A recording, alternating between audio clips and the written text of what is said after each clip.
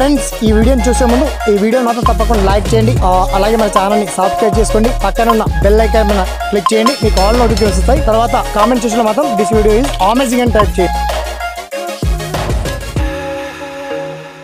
SPN education YouTube channel ఇవాళ ఈ వీడియోలో కంప్లీట్గా తెలంగాణ రాష్ట్ర వ్యాప్తంగా రైతులందరూ ఎదురు చూసినటువంటి మెయిన్ టాపిక్ తెలంగాణ రుణమాఫీ, ఫార్మర్స్ రుణమాఫీ. రైతులకు 2 లక్షల రుణమాఫీ చేస్తామని చెప్పేసి మరి రాష్ట్ర వ్యవసాయ శాఖ మంత్రి తుమ్మల నాగేశ్వరరావు స్పష్టం చేస్తారు. మరి దీనికి సంబంధించి పర్టికులర్ డీటెయిల్స్ మనం షార్ట్ కట్లో తెలుసుకుందాం. ఓకేనా? So let start our topic.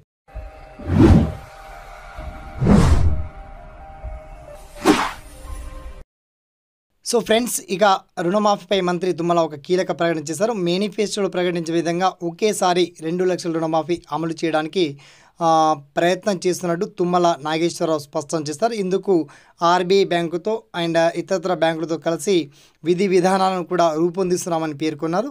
అయితే ఇప్పటి వరకు 6,47,589 మంది రైతులకు రైతు బంధు నిధులను విడుదల చేశాం. గత ప్రభుత్వం అనాలోచిత చర్యలతో రాష్ట్ర ఆర్థిక పరిస్థితిని పూర్తిగా దిగజారిపోయిందని కూడా వెల్లడించారు.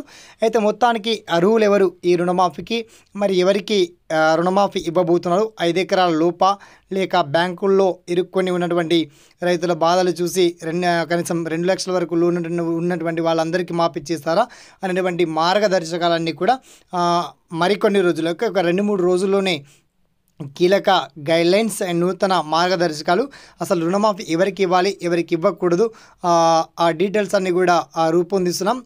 కొత్త మార్గదర్శకాలు కూడా విడుదల చేస్తామని చెప్పేసి తుమ్మల నాగేశ్వరరావు స్పష్టం చేశారు. మొత్తానికి మరి రుణమాఫీ ఎవరికి చేస్తే బాగుంటుంది, 2 లక్షల రుణమాఫీ అసలు సాధ్యమేనా కాదా అని జనాలందరూ కూడా మీకు డౌట్ రావచ్చు. సో ఇందులో మీకు ఏదైనా సందేహాలున్నా సలహాలున్నా తప్పకుండా మీ ఒపీనియన్ని వన్స్ కామెంట్ ద్వారా గుర్తు చేయండి. అలాగే ఈ వీడియోని మాత్రం ఒక 10 మందికి షేర్ చేయండి, లైక్ చేయండి. సదా మీ సేవలో ఈ SPN education YouTube channel. Thanks for watching. జై హింద్.